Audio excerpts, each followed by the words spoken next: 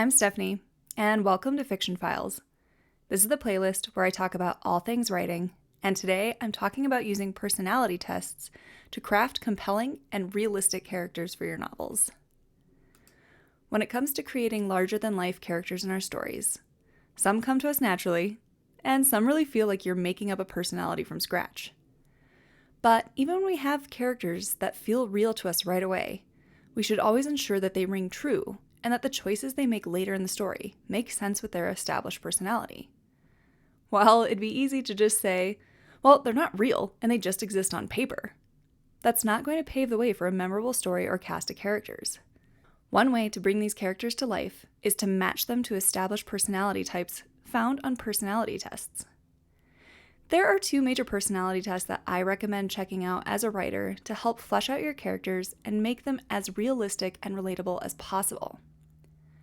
First up is the Myers-Briggs Type Indicator, MBTI, which breaks out personalities into 16 categories based on 4 main pillars: world, information, decisions, and structure.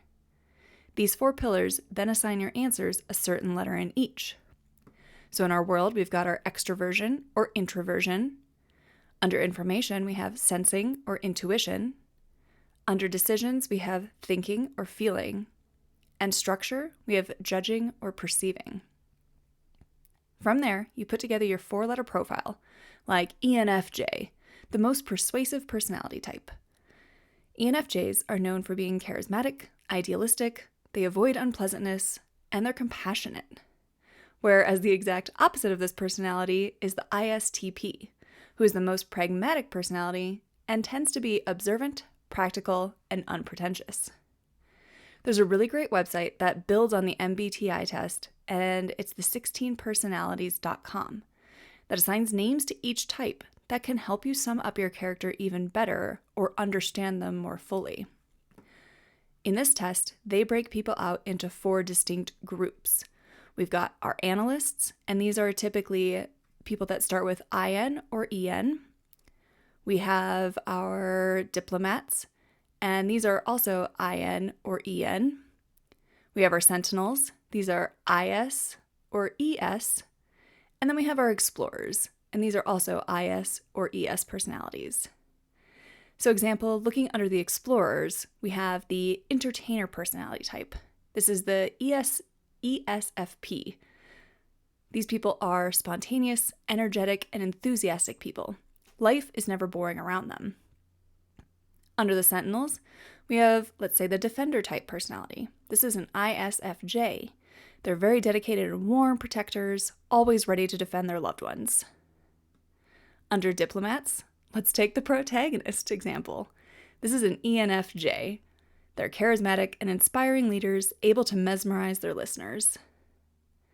And then let's go back to the analysts. Let's take the architect personality, INTJ.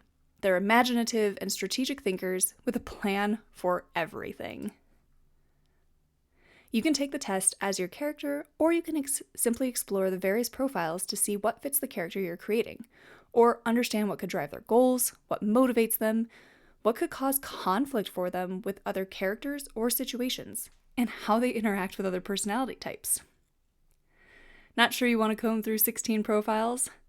I found another great personality assessment in the Enneagram.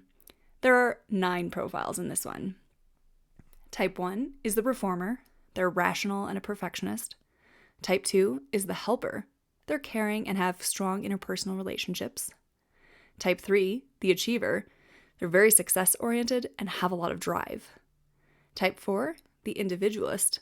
These personalities can be very sensitive and dramatic. Type 5, the investigator. They're perceptive and innovative. Type 6, the loyalist. They're responsible and tend to be anxious.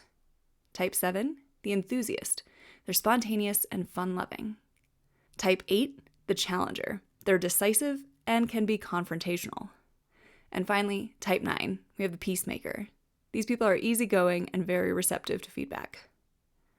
One really great feature on the Enneagram Institute website, they have profiles of the types and provide the types' fears, desires, motivations, and descriptions of how they behave and interact with others.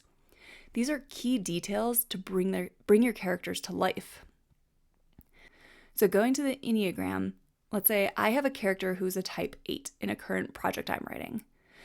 Under the website, I can see that a type 8's basic fear is of being harmed or controlled by others. Their basic desire is to protect themselves and to be in control of their own life and destiny. Their key motivations: they want to be self-reliant, to prove their strength and resist weakness, to be important in the world, to dominate the environment, and to stay in control of their situation. Then we can also look at unhealthy levels to healthy levels of this personality type. So maybe I'm going to have my character start at an unhealthy level and end at a healthy level. So at the beginning, in an unhealthy state, this personality type is going to develop delusional ideas about their power, invincibility, and ability to prevail. They might have megalomania, they might like feeling omnipotent, and they do not want to be vulnerable. They often will recklessly overextend themselves. At their healthiest state, they could be decisive, authoritative, and commanding. They're a natural leader that others look up to. They take initiative, make things happen, champion people, they act as a provider, they're protective and honorable, and carrying others with their strength. They're self-assertive, self-confident, and strong, and have learned to stand up for what they need and want. They have a resourceful, can-do attitude and a passionate inner drive. No matter which one you use, personality tests can be a valuable tool for writers when it comes to getting inside your characters' heads, especially if they're quite different from your own personality type.